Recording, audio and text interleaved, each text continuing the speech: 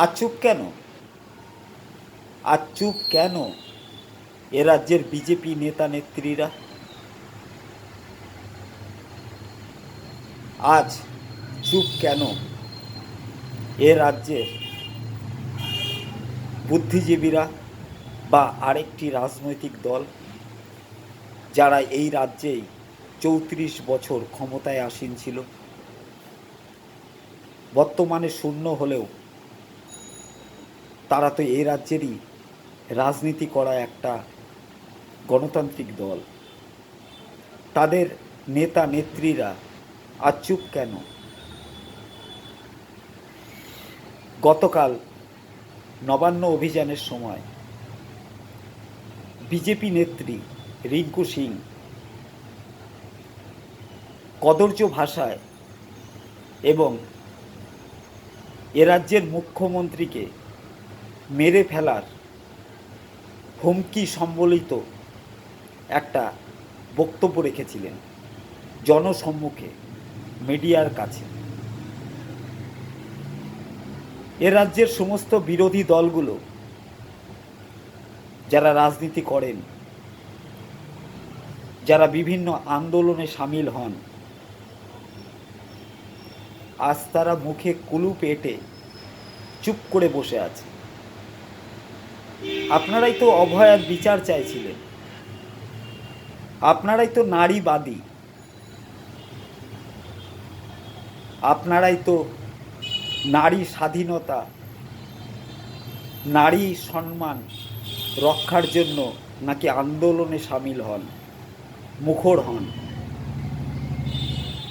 এ রাজ্যের নির্বাচিত একজন মুখ্যমন্ত্রী, যিনি প্রশাসনিক প্রধান, জনগণের রায়ে নির্বাচিত,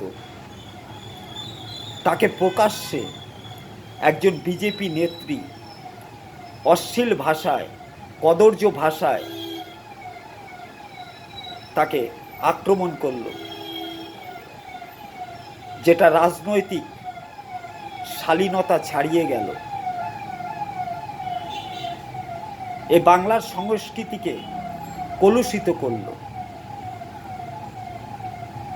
আর তাকে প্রকাশ্য দিবালোকে মিডিয়ার সামনে মেরে ফেলার হুমকি দেওয়া হলো। অথচ আপনারা চুপ করে বসে আছেন। লজ্জা লাগে না? লজ্জা লাগে না আপনাদের? আপনারা বিভিন্ন মঞ্চে গুরু গম্ভীর বক্তব্য রাখেন,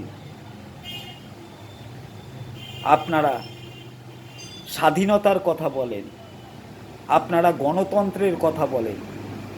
গণতন্ত্র আর স্বাধীনতা মানে কি একজন প্রশাসনিক প্রধানকে এইভাবে উক্তি করা, এইভাবে কদর্যভাবে তাকে আক্রমণ করা আর তাকে মেরে ফেলার হুমকি দেওয়া? তা আজকে বিজেপি দলের কাছে আমি এর বিহিত আশা করি না। তাদের কাছে এই বক্তব্যের জন্য তাদের নেত্রীর ক্ষমা প্রার্থনা আশা করি না। কিন্তু মীনাক্ষী, সেলিমবাবু, তন্ময়বাবু, শতরূপ ঘোষ, তাদের কাছে আমার ন্যূনতম আশা ছিল যে তারা হয়তো এর প্রতিবাদ করবেন, তারা হয়তো এ কথাটা বলবেন বিগত ৩৪ বছরে বামফ্রন্ট আমলে কংগ্রেস তৃণমূলের অনেক নেতা নেত্রী বামফ্রন্ট সরকারের বিরুদ্ধে বিভিন্ন আন্দোলনে সামিল হয়েছে, কিন্তু সেই সময় এ রাজ্যের প্রশাসনিক প্রধানের জন্য বা প্রশাসনিক প্রধানের প্রতি এই রকমের অশ্লীল, এরকম কদর্য এবং এরকম সরাসরি মেরে ফেলার হুমকি প্রদান করেনি কোনো দল। আজ বাংলার রাজনীতিতে যে পরিবর্তন সূচিত হচ্ছে এই বিজেপি নামক উন্মাদ পাগলের দলের দ্বারা, সেটা বাংলার প্রতিটি ধূলিকণাকে কলুষিত করছে। বাংলার রাজনৈতিক যে পরিবেশ, যে শালীনতা সংস্কৃতি বোধের যে পরিবেশ, সেই পরিবেশকে বিচ্ছিন্ন বা বিনষ্ট করছে। তাই এ রাজ্যের বিজেপি বাদে সমস্ত গণতান্ত্রিক রাজনৈতিক দলের কাছে আমার আবেদন বা নিবেদন, রাজনীতি করুন, সরকার বা শাসক দলের বিরোধিতা করুন, কিন্তু বাংলার রাজনৈতিক যে সৌজন্যবোধ, যে ভালোবাসা বোধ, যে শালীনতা বোধ চিরন্তন ছিল, অটুট ছিল, সেটা বজায় রাখার জন্য এই বাংলার বুক থেকে এই অপদার্থ, অশিক্ষিত, এই অসভ্য উন্মাদের দল বিজেপিকে এই বাংলা থেকে বিদায় করুন, ঝেঁটিয়ে বিদায় করুন। তার কারণ, যে রাজ্যের প্রধান বিরোধী দল নেতা শুভেন্দু অধিকারী একজন পুলিশ কর্তাকে শুয়োরের বাচ্চা উক্তি দিয়ে এই রাজ্যের আইন শৃঙ্খলার রক্ষক সমগ্র পুলিশকে, পুলিশ সমাজকে অপমান করতে পারে, তাদের কাছে আমরা সমগ্র বাংলা জাতি বা বাঙালি জাতি বা বাংলাভাষী কোনো ভালো কিছু আশা করতে পারি না।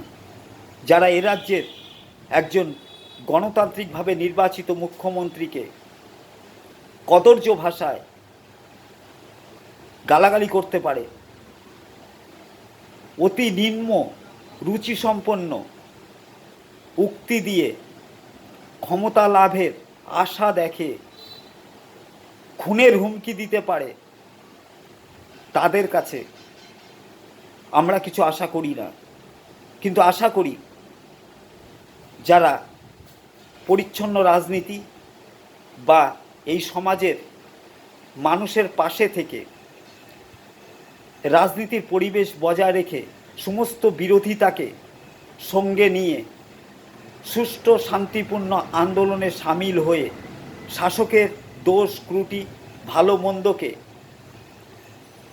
প্রচার করে বা সেই প্রচারের মাধ্যমে গণতান্ত্রিক রায়কে শ্রদ্ধা জ্ঞাপন করে, সেই সমস্ত রাজনৈতিক দলের প্রতি আমার আবেদন যে এই গাদ্দারের দল, এই অশিক্ষিত মূর্খদের দল,